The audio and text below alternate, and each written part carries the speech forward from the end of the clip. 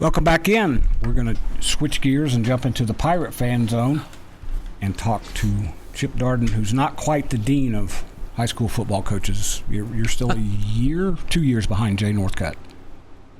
2, yeah. Yeah, because I think this is year 10 for him. Yes, year 10. He's hit double digits. That's like they've got baseball. When you get 10 years in the big leagues, that's a big deal. I don't know if that Jay's a lot older than me, a lot older. No. He's the same age as my wife, so that he's still very young, very spry, got a lot of life ahead of him. I've got to say all those things to stay out of trouble. No doubt. Caleb's old. Caleb's a year older. Caleb Holt. So what's good to see, Chip, I saw you last week. We talked a little bit about and talked to a couple of your guys about what's going on. I'm working on a preview package for HubCityPreps.com. Talked to him last night. Before I forget, I've got bombarded with this. I want to make sure I get this out there. The color guy for now I've completely lost my train of thought. The color guy for Friendship Football will be Tucker Lowrance, along with Kurt Kaiser. We were talking about the radio crews. There's a guy that knows a little bit of basketball that's back doing the Lubbock Cooper games. You know that guy? Yeah, I know him pretty well. He's entertaining. So we've talked about this before. Like Bobby Magel, John Dudley were legendary for being how good of football coaches they were, and they also won a lot of baseball games. Your dad know his football pretty well? Yeah, he coached it for, I'll probably get the years wrong, like 17 or 18 years he coached football. And some of my, like one in particular, a guy that I grew up with, his older brothers played football for my dad, and they just always said he's their favorite football coach. And he loved it. He loved doing it, but as Shallow grew a little bit, it was kind of hard to be a girls basketball coach and a football coach. That's a tough double. Yeah. So no, I think he did a pretty good job.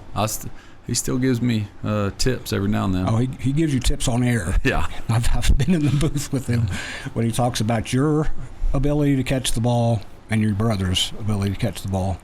Apparently one of you was defensive back. And yeah, we both kind of played a little bit of everything. But, okay. Yep. Well, I'm not going to get him in any more trouble. Did he play at Coronado when he went there? Yeah, I think by the time he got to older in high school, he just played golf. Okay. He's a really good golfer. So. All right. Well, he played them all growing up, but he coached a little basketball too. Yep. So, well, let's talk about your guys. This is I said this to you. I'm gonna say it again. It may make you blush.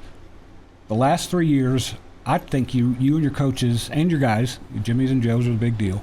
What you guys have done to navigate the transition with the new school opening has been as impressive as anything you did the first 4 or 5 years I covered you. Because it's tough to. And I loved your quote at the end of last year when you said that these guys went through this with a lot of their friends across town now. You grow up with guys. There's nothing different from when I grew up 40 years ago to them. Those are your buddies. Those are your friends. You grew up, and all of a sudden they're at a different school. You don't get to see them every day. But your guys and you coaches navigated that really well. So, first of all, congratulations on those 3 years. Now, this is a little bit of a turn in the page because these seniors now were what year would they were they on? They weren't really varsity guys when Liberty opened. They were 8th graders. Yeah. So this is a different phase. And smaller roster. Maybe freshmen, but yeah. And years all start to run together. I know. This is a smaller roster than you guys have had. But when we talked last night, and the other thing that's always impressed me is that you and Jay Northcutt, when the new schools were announced, said, we're just going to coach the guys we coach and not do anything different. Well, this is a different kind of team, but you seemed pretty excited when I talked to you the other day that you're along with everybody else. You're eager to see what you guys can do. Yeah, we're excited about the team, and it is different. We're coaching them a different way. We just, the depth is different. Like, that's the biggest deal. Just total numbers in the program and on each team. And so we kind of knew this was coming. We've been working kids both sides of the ball quite a bit, and then they get frustrated because we go into games and they don't play on the other side of the ball. Yes. But a lot of it was getting to this year where we're going to have to play kids on both sides of the ball. It's just the way it is. And we think those guys are prepped for that for the last few years of getting those reps and knowing what we're doing.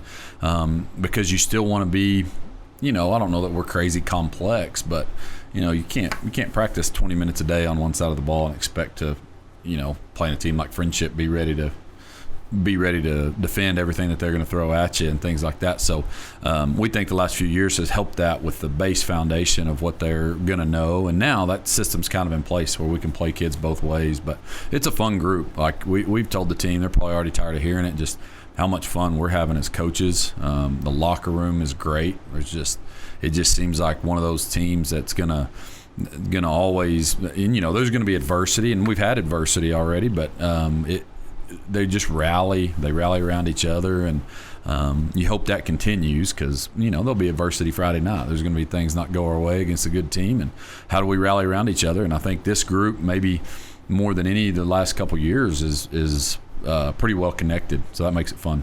I always think there's a breath of fresh air that comes with a team where guys are getting their chance finally. Yeah, that they've had to wait in the wings, and for years, man, you guys have had guys that have had to wait in the wings, since you've had some pretty good players.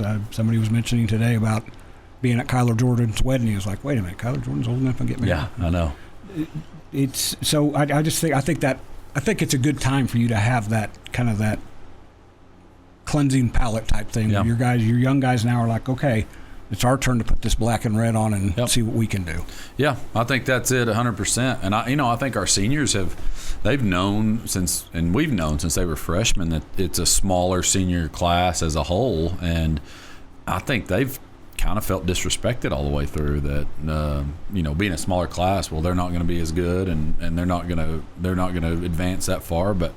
We like them too. I mean, we got some good talent in the senior class. There's not a whole lot of numbers, but it's a fun group. So I think they've got a little chip on their shoulder and taking that leadership role to heart. Just to double check, they've not changed the rules. You still put 11 on offense and 11 on defense, right? That's right. There we go. Coming up on our first break, we'll be back in the Pirate Fan Zone after this on 100.7 The Score. Bringing you the latest news from Lubbock Cooper Athletics. This is the Pirate Fan Zone podcast from 100.7 The Score. Welcome back in. This is the Pirate Fan Zone. Again, the order has shifted a little bit to start this new year. Monday nights will be Memorial, Lubbock Cooper, Friendship, and Liberty. No Tuesday nights, leaving that open for volleyball and folks who want to watch volleyball, try to cover volleyball, even though I'm still, after 8 years, not sure exactly I know what I'm watching. And then Wednesday nights we come back with Lubbock High, Coronado, Monterey, and Estacado. So it'll be 2 nights, 2 hours each. That changes after Thanksgiving. We cut back a little bit, I think to 20 minutes each. But football season, they got to talk to me for a little bit longer. We'll work in some volleyball coaches as we go, which if y'all have never talked or met Mike Moffitt, the Lubbock Cooper volleyball coach, I walk away knowing a little bit more about volleyball every time I talk to him. Yep. It doesn't have helped as far as what I'm watching. But me either, but yeah, he's sharp. But real sharp. I'll say this about your girls' volleyball. Your girls are intense. That goes back to, may go back before Carly. Carly Morrison was the coach when I got here. But Carly Morrison, Danny Hill, Mike Moffitt, the one constant has been they coach girls who show up and expect to be good, expect to win, and they just do it. Yep. Yeah, they do. Well, I watched the other day. They played Midland Lee, and Clara Pesterfield, she plays her tail off. I was just impressed, diving all over the floor, hustling. But, they play hard. They're doing a good job. She's got a little bit of legacy to her. She's got a sister and a mom who used to be the volleyball coach. Yep, she was our head coach. And that, with sister, that showed up in softball, too. So. Yeah. I'm going to retract what I said there a minute ago. Kids put that Lubbock Cooper uniform on in anything, and they expect to win. We hope so. I mean, that's since I've been around, that's been the way it is, and that's what we want. But each year that's the challenge, like making sure that everybody feels that way. And I think we've still got group of kids that's how they feel. Well, and that will help. And I told you when we were talking last night, I was asking you about strengths and all this, and I said I'm going to put in tradition, expectations. That I don't know if it'll win a new game, but I think that is always something you want in the back of your guys' heads, that, hey, we're supposed to be good. We're supposed to be in this game. Absolutely. Yeah, you want that. And we talk about that a lot. Like, I've heard a quote about, and I can't even remember who said it. I've got it written down on my calendar, though, but it said tradition will get you beat. You can't just sit there and go, well, we're going to live off a tradition. But at the same time, I think you can be proud in it and know, man, we're like, what did the groups before us do to establish that tradition? How did coaches coach? How did players approach everything? And that's where you can pull off a tradition a little bit, in my opinion. And we say that all the time, that for us, tradition isn't necessarily we got to win X amount of games, and those wins are what tradition is. It's about how you do things, and so we like to play hard. That's something that we want to be known for, and so for the seniors, they got to pass down and teach those kids how to play hard, and that's tradition for us. And we'll turn the page and talk about Friday because, man, you just jump right into the deep end. I know you always play Friendship, at least since I've had my site, so that's not new. But this time, is this the first time you've opened the season with them? Yeah. I think we've played them week 2, week 3, week 4, but this is the first time week 1. 7 p.m. at First United Bank Stadium. That is on 97.1. No, I'm sorry. It's right here on 100.7 The Score, where it's been for years for Lubbock Cooper with Tommy Wood and Chuck Darden on the call. One more thing about last year, that tradition, that little oomph was big when you guys were 1-2 in District 1 and 3. Whatever it was, your guys found a way. We did. To make sure that they were going to finish the season strong. May not have gotten to the playoffs, but your guys were going to finish the season strong, and that was a good segue. You won a great playoff game, lost in the area round, but I thought that was a great segue for these guys coming back to get to the playoffs and have that just incredible game down in El Paso against a really, really good team. Yeah. A lot of new faces this year, but who are some of the old faces? Old, and I say old, they're 17 and 18. I'd love to be 17 and 18 again, but who are some of those guys back that you want to throw out? Yeah, well, some senior leaders that just have done a really good job. Blake Moore has played a lot of football, 3 years varsity starter. I mean, he started against Friendship at free safety when they had Chase Campbell, Leighton Stone, and I mean they were really good. They should have beat South Lake Carroll that year. So he was thrown into the fire as a sophomore there. Travis Esparza, Wyatt Schaaf, Jathan Caraway. Those are the 4 senior captains that, man, they played a lot of football, and they have done a good job leading us. That's the biggest thing I've noticed here in the first 3 weeks of fall camp is just the leaders that they've been, and I think that's why what we talked about earlier, the locker room is so good. And we're going to talk about some of the new guys because Chip Darden, for the second time in 4 years, is going to have a sophomore starting quarterback, which he must be one to test that soul a little bit. We'll be back after this in the Pirate Fan Zone on 100.7 The Score. Breaking down Lubbock Cooper sports. This is the Pirate Fan Zone podcast from 100.7 The Score. Back to the Pirate Fan Zone. Sorry, I jumped the gun there a little bit. Just to make sure I get this out there. 7 p.m. Friday at First United Bank Park. Is it First United Park? I'm baseball messing in my head. Yep. Friendship goes to Lubbock Cooper in the latest rendition of, like I said, what I think is the best rivalry in Lubbock, Texas right now, with the exception of maybe one game and maybe the Jones Stadium game that weird year. Mm-hmm. Every game is just goes down to the wire. Something weird and funky happens, and shoot, that one did too. That was a 20-14 game. It started to come back. It was a wild game. Last year was double overtime. No, just one. Just one. Yeah, you had, I'm not going to let that one go to 2. No, that's right. The Ryan Rodriguez pass that lives in infamy is still one of the best high school kids passes that I've ever seen. Tell Jay I'd be good with like a 6-3 game this year if he wants to do it that way. I covered the go about an hour and a half. Just both teams run the ball. Get out of there. I covered the LSU Alabama game of the century that was 9-6, and I'd rather be a little bit of action. So I have a feeling there will be. In part because you mentioned the guys you've got coming back, but some of the guys you have, the younger guys. Now Noah Clark was around last year, and maybe he's in the top 5 of athletes in Lubbock, Texas right now, I would think. I don't think that's a very unsturdy limb to go out on. So you have some playmakers. I said this right before the break. You're starting a sophomore quarterback, Cooper Lunsman, second time in 4 years, but he got a small dose of what it was going to be like last year. Came into the Plainview game and then had to start the next game, correct?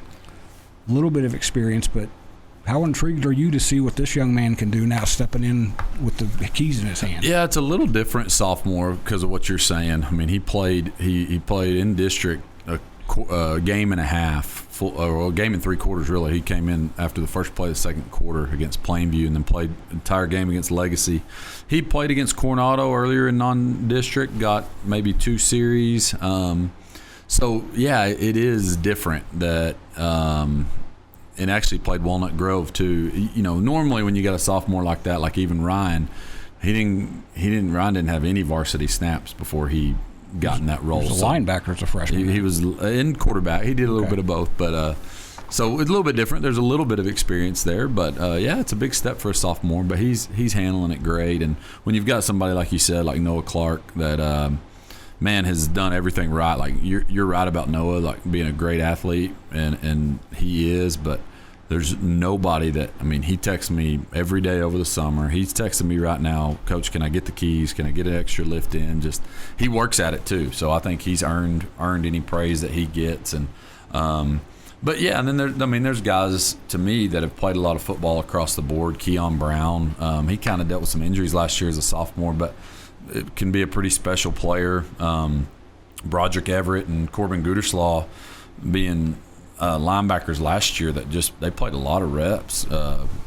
Broderick had a pick 6 against Coronado, and just across the board, I could go and name a whole lot of positions and a whole lot of position groups. You know how we like tight ends too, and so just Sean Davis and RJ Florence on the defensive line, just moving positions. Like RJ was a running back 2 years ago as a sophomore and playing some defensive line. So even though maybe our numbers are smaller, they're across the board. There's a lot of guys that have played football, and that matters. We always look at that. How many snaps have we played? And in the areas that we haven't played a lot, I think we've seen a lot of growth the last 3 weeks, which is encouraging. If you start with Friendship, but then there's not a whole lot of familiarity after that for a few weeks until you get into district. Your schedule is said the same thing to Jason. I'll say to you, who the heck put this schedule together, man? You go from Friendship to you host Greenwood, which is just perennial 4A powerhouse from down near Midland. Follow that up with a road trip to Stephenville, Division II state champion, Division I. Division I, 4A Division I. And a little bit of tradition there. Canyon, you're going to take on a team that knows success and is coached by a guy that you knew his brother pretty well. Yep, I've gotten to be really good friends with Matt as well. I'm wearing my THSCA shirt, but yeah, we through the THSCA have gotten to know him really well. And then Legacy, that's Wichita Falls. Mm-hmm. Okay, so that starts district. Jumps into district. Yep. Then you get into teams you're familiar with. Playing Coronado, but you've played them non-district several times. You've played them the last several years. So this is it's going to be an interesting team to watch. I think Lubbock Cooper is going to get better. It's going to be a little bit different. You guys have started out seasons really hard, maybe had some dips, come back. This may be a team that's got to kind of climb step by step each week. Hope so. You hope you're getting better each week, and obviously we better be pretty good this week because we're starting off with a bang, but it'll be fun. It's always a fun atmosphere. We'll be back after the break. We'll be back with Chip or Lubbock Cooper next week. We'll be back after the break with Friendship and the Tiger Fan.